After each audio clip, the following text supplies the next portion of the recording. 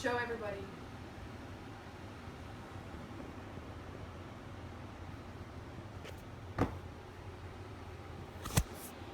Can you imagine camping so deep inside the woods that it would take you a solid 40 minutes just to reach any kind of civilization? Well, that's exactly what you get when you camp in the Sam Houston National Forest. I personally love the Sam Houston National Forest. I've camped there my entire life, and I've never seen a place more beautiful. I've seen many different campgrounds inside and outside of Texas, and I've never seen one more beautiful for a camp getaway or a weekend getaway. The Sam Houston National Forest is located in Huntsville, and it is only 51 miles of Houston. It is very close to Houston, only about an hour and a half drive, and it's a very scenic drive up there as you go through Conroe and Huntsville.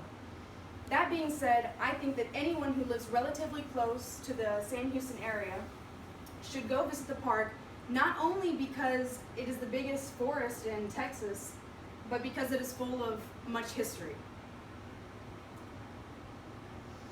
According to the Texas Parks and Wildlife Department, they say that the forest was established in 1933. When the National Forest Act was passed, it authorized the purchase of the land by the National Forest System, making Sam Houston a national forest along with 3 other forests. According to stateparks.com, the Sam Houston National Forest is the largest at 163,037 acres. The very second largest forest is the Sabine National Forest, which is right on the Louisiana-Texas border, which is 160,656 acres. The third largest is the Davy Crockett National Forest, which is a little over 160,000 acres.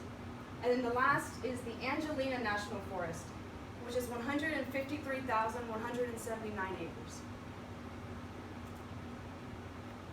I've learned in my life that there are 2 types of people. There are people who love camping, and there are people who hate camping. But no matter which person you are, there is something at Sam Houston National Forest for everyone to do. There are many activities such as hiking, hunting, swimming, fishing, canoeing, biking. There's even a shooting range where you can pay and go shoot your guns at, and there's also horseback riding, which you can pay to ride horses. Any kind of hunting requires a license, and it must be in the season for the animal. The Sam Houston National Forest contains many privately owned lands. There are many people who own houses here, and there are many timberlands and farm homes. As you drive into the National Forest, you'll probably notice many neighborhoods and houses as you're entering, as they're mostly along the outside border of the Sam Houston National Forest. The first recorded civilization found in the Sam Houston National Forest was the Attakapas tribe, which dates back to 12,000 years.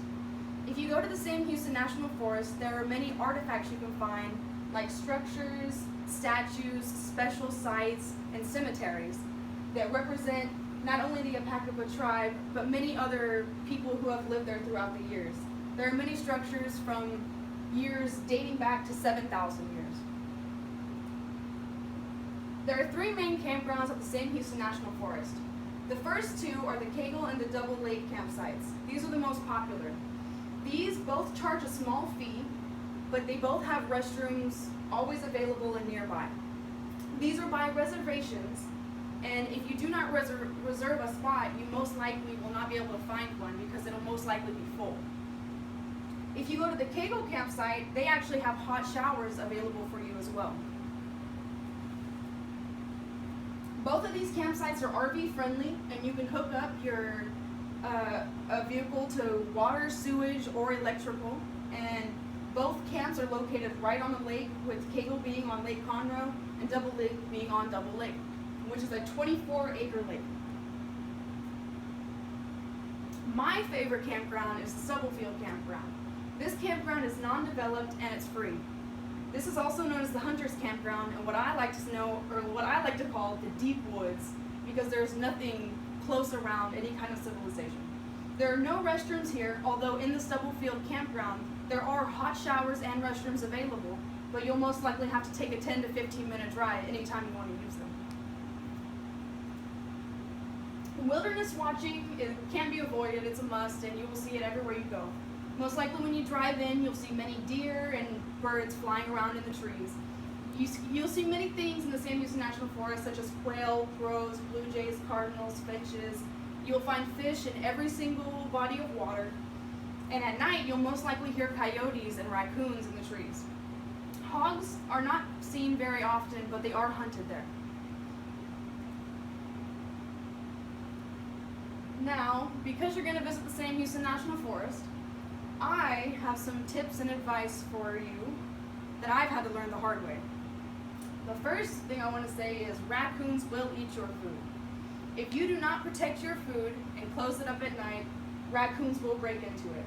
My family learned the hard way when we woke up with growling stomachs one morning, and the raccoons had eaten all of our food.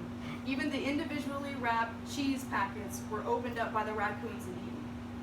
So, my word of advice is to find any kind of large rock or large piece of wood to put on top of your cooler if it's left out of your tent. Another word of advice, there are bats and they might come out at night.